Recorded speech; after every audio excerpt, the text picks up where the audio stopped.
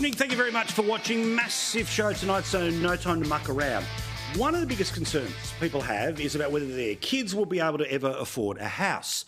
Now, I know there's always the intergenerational fight between this generation, that. You did it. No, you did it. No, you're not working hard enough. You got it too easy. Who cares, right? But the reality is that there are hundreds of thousands of people who desperately would love to get a joint sometime soon, but it's just every week, month, year, clicking away from them. And tonight I can tell you that the average median house price in the capital cities of Australia is now $1 million. Now, median is not average, of course. You take the most expensive house and then there's the least expensive property, unit, whatever. The number right in the middle, that's the median. But today we learnt just how wild some of these prices actually are.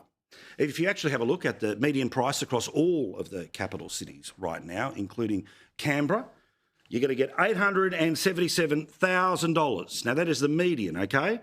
From the smallest, crappiest little one-bedroom something somewhere on the absolute fringe next to the train station to the pink house that's filled with ghosts. In terms of Sydney, it's $1.1 million. That is a new record for the median house price in Sydney. In Melbourne, much more affordable, $782,000. The market that is somewhere between Sydney and Melbourne is Brisbane.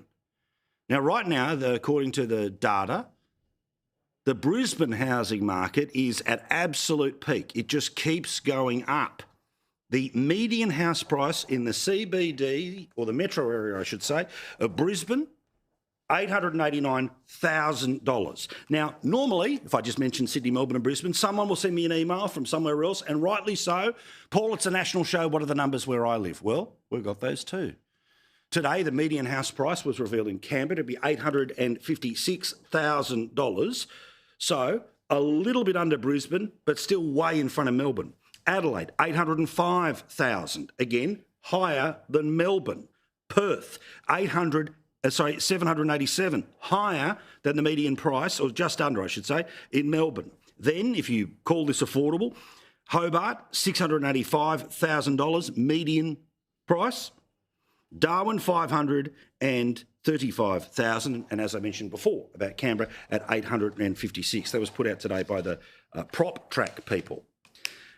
Now, as you know, we love regional Australia. We get to visit it at least once a month where we do our towns, and I love every little bit of where we go. And it doesn't matter whether it could be the fog of Toowoomba to the side of the road in Western Australia, playing a little bit of two up in Kalgoorlie. You know, I love seeing as much of this country, and despite the fact that we've been doing it for years, we've still got a mega and massive list of places to see in regional Australia.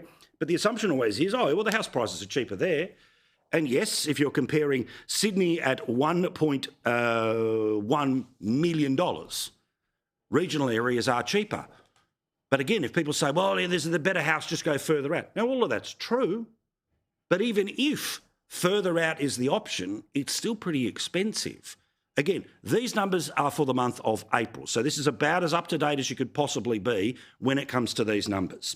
Outside of Sydney, $751,000. Outside of Brisbane, $733,000. Outside of Melbourne and Perth, bang on the same number, $578,000. Outside of Hobart, $526,000. If you really want some value and pretty good lifestyle, go to places like Renmark in South Australia, $486,000, and the Northern Territory outside of Darwin, $416,000. Now, of course, one of the reasons why the prices keep going up is because there's only X number of houses, but due to population growth, both natural and immigration, not to mention intergenerationally, kids growing up, moving, partners coming together and splitting up, there are more people than ever before that are looking for homes. But there are not the number of homes available for the number of people who are trying to look for them. Put simply, if demand is bigger than supply, well, then the cost goes up, meaning those with the most amount of money are able to get a joint, those who don't just have to sit on the sidelines, and then we get ourselves into the issues in and around the rental market, where, of course, more people chasing fewer properties, in part because fewer are being built, but also because many properties that previously may well have been rented out for 6 or 12 months, well, if they're in a reasonable enough spot, people like to Airbnb and can almost get a year's worth of money out of doing it weekend to weekend. So cities have to look for new places to build. And yes, it always seems like it's further and further out, further and further up and down in terms of the north and south, and also up in the suburb that you were born in the suburb that you live in the suburb where you may well have had your first house. If you went back to that street, there's probably a pretty good chance that what used to be quarter-acre blocks are now starting to become high-rise. And we know that there was a suggestion of about 25,000 new homes, and by that we mean units, that were going to go in on the Rosehill Racecourse site, not too far from Parramatta in Western Sydney. The people who are the members of the Australian Turf Club, they said no to that, so that idea is off the table. But a new idea is being suggested as to where there could well be tens of thousands of new places for homes in and around Sydney. Now, I get it, national story, and there's lots of versions of this story playing, but I'm just going to focus in specifically on one area in Sydney. The inner west of Sydney is a place which is filled with absolutely stunning homes, but they're normally smaller homes. They end up being sort of either not quite federation, but they're basically sort of little two-storey terraces, and that's the way it is suburb after suburb after suburb. And there's only one place that is open fields, and that is what used to be a passenger terminal, which then became a cargo terminal, which is on a place called Glebe Island. That's the Anzac Bridge, which is next to it. That connects the inner west, or should I say Balmain Leichhardt, over across to Pyrmont and the inner city of Sydney. Well, that big patch of concrete that you can see is where, for years, when cars have come off ships, they all get unloaded there. That's a major place where cars will be dropped off. But the New South Wales government is talking about turning that entire patch into tens of thousands of homes. In fact, either side of the bridge, there are plans in the inner West Bays precinct. The areas which are in red here are all areas where high-density housing could end up going in.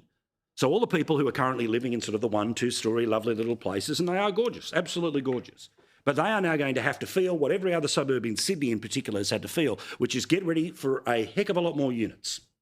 So you may well be able to, if you lean this way and lean that way and stand up, you might be able to see just a flicker of water. Well, of course, all of that will be gone. Why? Shoomp. Up through the roof. Now, the chances of any of this happening anytime soon, rather remote, unless the New South Wales government just basically plays a heavy hand and says, whether you like it or not, we're getting it. Now, these areas, maybe Labor will go hard at because these are areas which now have Greens members in the state parliament, so why would the New South Wales Labor Party care? But it's a perfect example. There are sites in Brisbane, there are sites in Melbourne that are very close to the city that are currently being used for a whole collection of other things. Will there be a day when those things are shut down, levelled off, and what replaces them are not 1 or 2 bedrooms, not quarter-acre houses, but instead, shoom, shoom, shoom, shoom, because hundreds of thousands of people come into the country, let alone the hundreds of thousands who have enough money to go looking for a place of their own.